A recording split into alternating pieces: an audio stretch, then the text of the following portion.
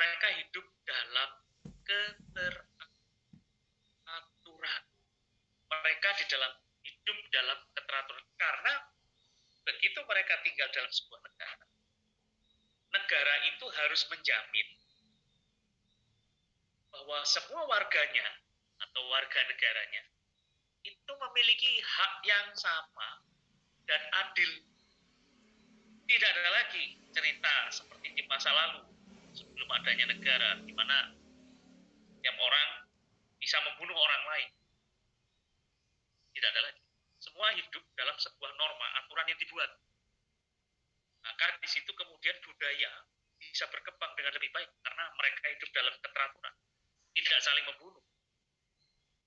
Nah, disinilah kemudian negara itu berkembang dengan begitu cepat dari sistem negara kota atau city state dengan bentuk benteng. Kemudian sekarang tidak kita kenal lagi, tidak ada lagi negara dalam bentuk benteng, tapi sudah negara modern state sekarang tanpa benteng. Apa yang harus diperhatikan di dalam negara? Bahwa setiap warganya punya hak yang sama untuk berpartisipasi di dalam kehidupan bernegara. Punya hak yang sama. Oleh karena itu, di dalam sebuah negara, kita mengenal adanya sistem demokrasi. Sistem demokrasi itu memiliki sebuah makna bahwa setiap orang terjamin haknya dalam ikut aktif untuk membangun negaranya. Setiap kontribusi warga negaranya itu sekecil dan sebesar apapun harus dihargai. Inilah makna demokrasi. Jadi demokrasi itu maknanya bukan sekedar kebebasan, tetapi yang lebih penting adalah adanya perlindungan terhadap hak setiap warga. Demokrasi itu bukan kebebasan, tetapi bagaimana setiap warga negara itu bisa saling menerima. Kenapa? Karena setiap orang, setiap individu, kita lihat, ada satu kelas saja, jumlah Anda mungkin 30 atau 40 siswa, pasti punya, tidak mungkin punya, tidak mungkin punya tujuan yang seragam, pasti ada tujuan yang berbeda-beda. Ada yang ingin jadi psikolog, ada yang ingin jadi ini, jadi itu, macam-macam. Gitu. Kebetulan aja mungkin ada yang kesasar kuliahnya di psikologi misalnya. Tetapi intinya adalah setiap orang yang ada di dalam sebuah negara, di dalam komunitas, hak mereka harus dilindungi. Hak mereka untuk bisa mengakses keadilan, untuk bisa mengakses pendidikan, untuk bisa mengakses kesehatan, itu harus dilindungi.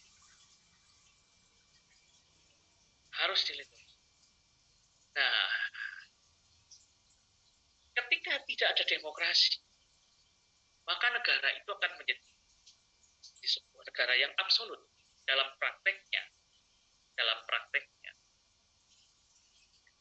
Banyak negara yang dijalankan dengan bentuk kekuasaan yang sangat absolut. Seorang raja, seorang kepala negara, itu memiliki kekuasaan yang tak terbatas. Yang seharusnya hakikat negara itu ada atau negara itu diadakan adalah untuk melindungi warga negaranya. Tetapi justru adanya negara dijadikan sebagai sebuah alat untuk melakukan proses-proses diskriminasi, perbudakan terhadap warganya. Muncul dari sebuah kekuasaan yang tanpa batas.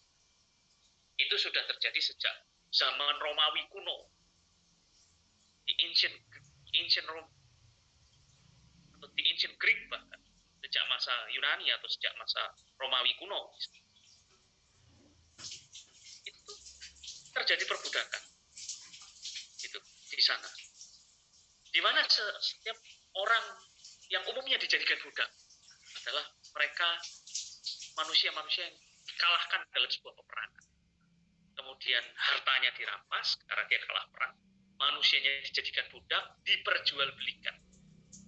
Manusia yang tadinya punya hak, sekarang haknya hilang.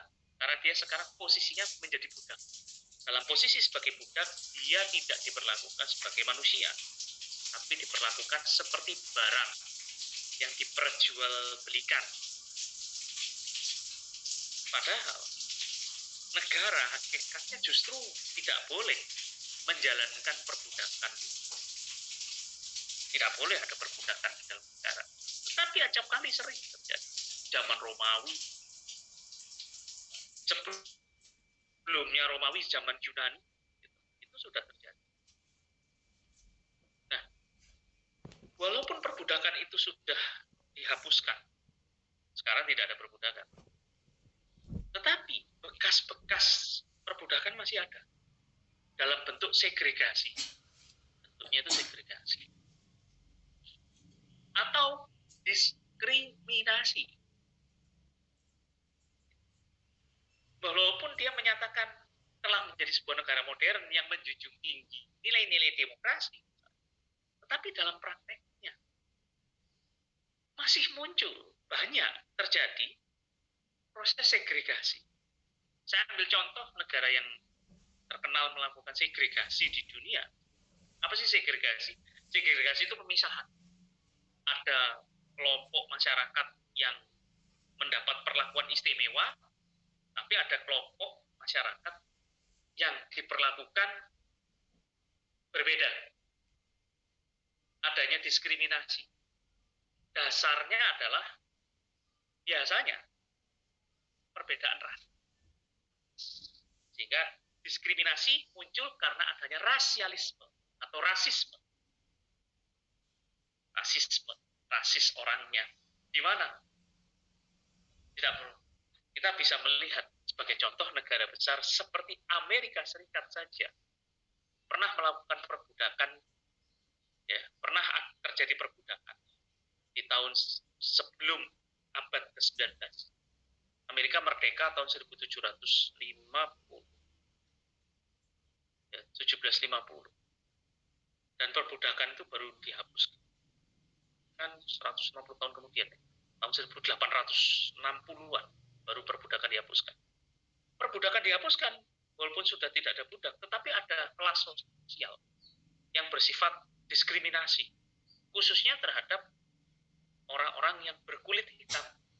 Orang-orang yang berkulit hitam yang disebut sebagai Black American. Yang awalnya mereka adalah budak-budak yang didatangkan dari Afrika, yang bekerja di perkebunan kapas di kawasan Amerika bagian selatan, bukan Amerika Selatan ya, di negara Amerika tapi yang sisi selatan. Kalau sisi utara itu seperti New York, itu sisi utara, Alaska itu sisi utara, tapi sisi selatan misalnya Texas misalnya, itu sangat terkenal dengan rasialisme, rasisnya. Memang perbudakan di situ. Ketika sudah tidak terjadi perbudakan, sudah perbudakan dihapus oleh Presiden Lincoln pada sekitar tahun 1860, ternyata segregasi yang terjadi.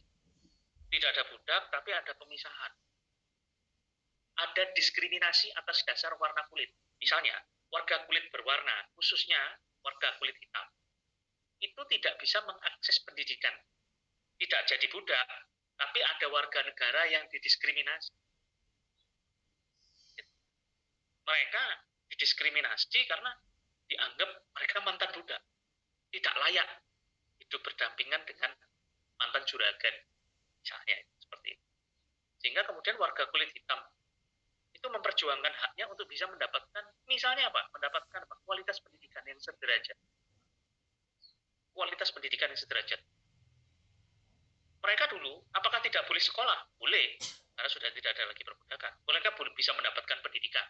Tetapi pendidikan yang diperoleh tidak sebaik pendidikan yang diterima oleh warga kulit putih, white people, black people. Itu mendapatkan pendidikan yang tidak begitu baik dibandingkan pendidikan yang diterima oleh warga kulit putih. Dulu misalnya bisa kuliah di Harvard University, Yale University, Princeton, itu warga kulit putih. Walaupun ada orang kulit hitam sepintar apapun tidak bisa menembus Harvard atau Yale, kampus-kampus terkenal, Princeton yang masuk kategori Ivy League di Amerika. Nggak bisa. Karena mereka kulitnya hitam. Sepintar apapun nggak bisa. Kamu tetap kuliah boleh, tapi kuliahmu di tempat khusus orang kulit hitam. Nah, tindakan-tindakan seperti ini dianggap sangat merugikan warga-warga kulit hitam. Yang akhirnya ketentuan segregasi sendiri itu dihapus. Tidak lagi ada pemisahan mereka warga kulit hitam. Bahkan dulu itu warga kulit hitam itu kalau mau makan di restoran aja, restorannya khusus, nggak boleh campur. Naik bis misalnya itu duduknya di belakang khusus. Jadi yang depan itu dipakai oleh warga kulit putih, yang bangku depan hingga tengah hingga belakang untuk warga kulit hitam. Makan restoran pun begitu, restoran dan kafe begitu. Nah, ada beberapa hal yang harus Anda perhatikan bahwa di dalam proses segregasi ada penindasan. Walaupun bukan perbudakan. Apa bentuknya? Ya tadi, ada batasan bagi warga kulit hitam untuk bisa mengakses haknya sebagai warga negara, hak untuk mendapatkan pendidikan, hak untuk mendapatkan layanan kesehatan. Kalau orang kulit hitam sakit, bisa ke rumah sakit, tapi rumah sakitnya bukan yang terbaik. Sama seperti halnya kalau dia tidak bisa mengakses atau tidak bisa mendapatkan pekerjaan yang terbaik. Bahkan ketika Perang Dunia II misalnya, warga kulit hitam itu tidak bisa menjadi perwira. Sempat seperti itu. Walaupun akhirnya beberapa menjadi perwira. Ataupun ketika dia menjadi perwira dalam Perang Dunia II, warga kulit hitam itu kemudian tidak ditempatkan dalam posisi-posisi yang penting, yang strategis. Dia hanya sifatnya perbantuan. Walaupun akhirnya ada yang terjadi. Ada yang menjadi, beberapa berhasil menembus posisi-posisi strategis di kalangan militer di Amerika. Nah, ini terjadi. Dan ada yang menarik. Amerika, walaupun dia merdeka pada tahun 1750, sekarang tahun 2023, Anda bisa lihat jejak-jejak diskriminasinya masih tampak. Tidak, baru satu kali ada presiden yang berasal dari kalangan kulit hitam, yaitu Barack Obama. Itu pun Barack Obama ibunya orang kulit putih, ayahnya kulit hitam. Barack Obama, ayahnya orang Afrika asli, ibunya orang Amerika, kulit putih. Mungkin karena ada separuh kulit putih dia bisa jadi. Mungkin kalau dua-duanya kulit hitam dia nggak bisa, jangan-jangan. Jadi Barack Obama itu lahir dari ayah seorang kulit hitam, ibu kulit putih, ya.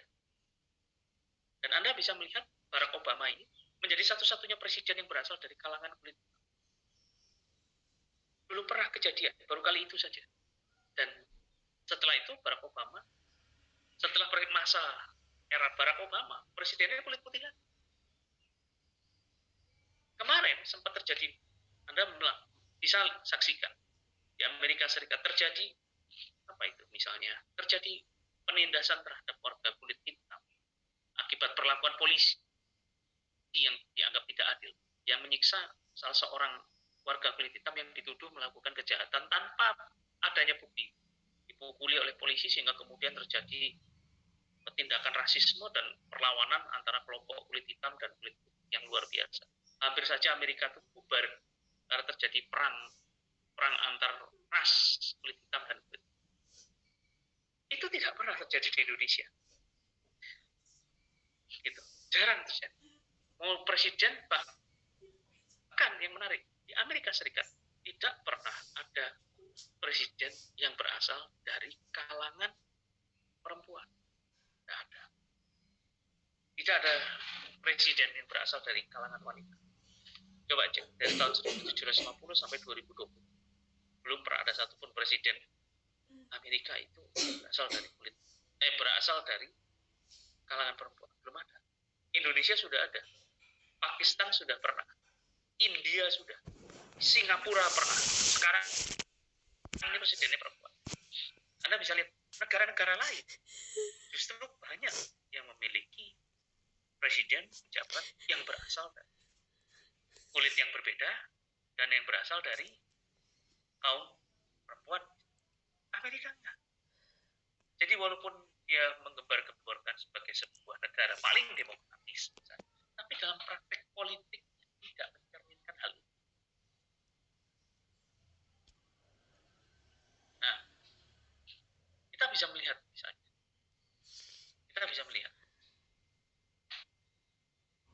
bahwa mengapa perlu ada demokrasi di sini? Karena kita memerlukan sebuah perlindungan terhadap adanya hak-hak setiap warga negara. Tanpa demokrasi, jangan pernah bermimpi ada perlindungan terhadap kelompok-kelompok masyarakat, apalagi kelompok-kelompok marginal. Apa itu kelompok marginal? Kelompok marginal adalah kelompok orang-orang yang terpinggirkan. Dia terpinggirkan karena faktor ekonomi, dia terpinggirkan karena tidak punya akses politik, dia terpinggirkan karena masalah rasialisme misalnya. Itu seperti itu. Mari kita lihat. Kalau kita kembali kepada demokrasi, berarti demokrasi itu hakikatnya. Demokrasi itu hakikatnya adalah bagaimana kita bisa menerima perbedaan. Bagaimana, bukan sekedar berbeda ya, maaf, bukan sekedar berbeda. Tetapi sejauh mana saya, Anda bisa menerima perbedaan. Karena tidak mungkin, di antara kita mungkin sukunya berbeda, atau mungkin bahkan agamanya berbeda misalnya. Demokrasi itu mengajarkan adanya sebuah konsep penerimaan terhadap orang-orang yang berbeda yang tinggal dalam satu ruang yang sama. Misalnya ruang negara. Kita punya, bisa nggak sih kamu bertemu atau berkumpul, melakukan interaksi yang positif dengan orang yang berbeda dengan kamu? Kulitnya berbeda, rasnya berbeda, pilihan politiknya berbeda, bahkan agamanya berbeda misalnya. Itu sejauh mana kamu bisa menerima? Itu hakikat demokrasi di situ. Jadi makna demokrasi itu bukan sekedar mengagungkan kebebasan, bukan itu. Tetapi sejauh mana saya, kamu bisa menerima bahwa orang yang ada di samping saya, orang yang ada di depan saya, orang yang ada di belakang saya adalah tidak sama dengan saya. Bagaimana kamu dan dia saling bisa menerima beragam perbedaan itu. Itu hakikat demokrasi di situ. Demokrasi sendiri ya, bisa kita jabarkan dalam beberapa kategori. Ini mau ngomong demokrasi apa nih kalau kita bicara. Tetapi dasar-dasar dari demokrasi itu sudah Anda ketahui tadi. Setidaknya yang ingin saya jelaskan ada 2 tipe demokrasi. Walaupun nanti ada 6 tipe demokrasi, tapi nggak selesai waktunya. Cuma 2 saja. Yang satu demokrasi deliberatif, yang satu demokrasi liberal. Apa beda dari keduanya? Kita ngomong yang demokrasi liberal. Apa demokrasi? Demokrasi liberal adalah sebuah demokrasi di mana setiap pihak punya hak yang harus dilindungi secara mutlak. Hak setiap warga negara, hak setiap individu itu dilindungi secara mutlak. Hanya begitu. Teorinya begitu. Kenapa bisa begitu? Karena mereka punya cara berpikir begini. Cara berpikirnya begini. Setiap individu itu kan dilahirkan. Itu kan bebas. Di mata Tuhan, itu setiap orang, setiap individu itu bebas berkreasi, bebas berbuat, bebas bertindak, dan kebebasan ini harus dilindungi. Setiap orang, every people equal, katanya. Setiap orang punya kedudukan yang sama dan sederajat. Itu seperti itu. Mari kita buktikan. Benar nggak kata-kata itu? Nah, itu demokrasi liberal. Apakah setiap orang dilahirkan sama dan sederajat? Apakah setiap orang dilahirkan semuanya sama? Mari kita bandingkan. Sekarang saya tanya sama Anda. Kalau boleh milih, Anda dilahirkan dari anak tukang sampah atau Anda milih dilahirkan dari seorang anak konglomerat? Pilih mana kira-kira? Kalau Anda diberikan tawaran boleh memilih, sayangnya kita tidak pernah bisa memilih. Tapi kalau boleh memilih, Anda milih lahir dari anak, dari orang tua tukang sampah misalnya, atau Anda dilahirkan dari orang tua seorang konglomerat. Silakan pilih. Kira-kira pilihanmu ada di mana? Itu dia. Yang kedua misalnya, mari kita lihat, apakah adil mengadu, ya maksudnya mengajak berkompetisi anak konglomerat dengan anak orang miskin misalnya. Adil nggak? Mana yang lebih mudah mendapatkan pendidikan? Pendidikannya harus pendidikan yang terbaik ya. Apakah anak orang miskin atau anak konglomerat? Anak orang yang super kaya raya atau anak orang miskin untuk bisa mendapatkan pendidikan yang terbaik? Coba pikir. Orang bodoh pun tahu bahwa anak orang kaya sudah punya privilege, keuntungan, bisa mendapatkan pendidikan yang terbaik. Makanya saya kadang-kadang nggak percaya, misalnya ada pengusaha bilang ya, saya ada pengusaha yang bilang, saya dulu lahir hidup saya susah ini itu, tapi saya nggak kuliah saya bisa sukses. Coba teliti latar belakang keluarganya sih. Coba kalian teliti siapa latar belakang keluarganya siapa. Yang lucu, Bill Gates sering dijadikan contoh. Bill Gates itu kuliahnya saja di Harvard. Harvard itu satu semesternya itu harganya sekitar 2 miliar rupiah per semester SPP-nya. Orang tua mana yang sanggup bisa menguliahkan anaknya di Harvard? Jurusannya IT kuliahnya Harvard. Dia ngambil IT, informasi teknologi, ya, teknik komputer gitu. Kemudian dia ngambil kuliah di Harvard, ya kan di situ.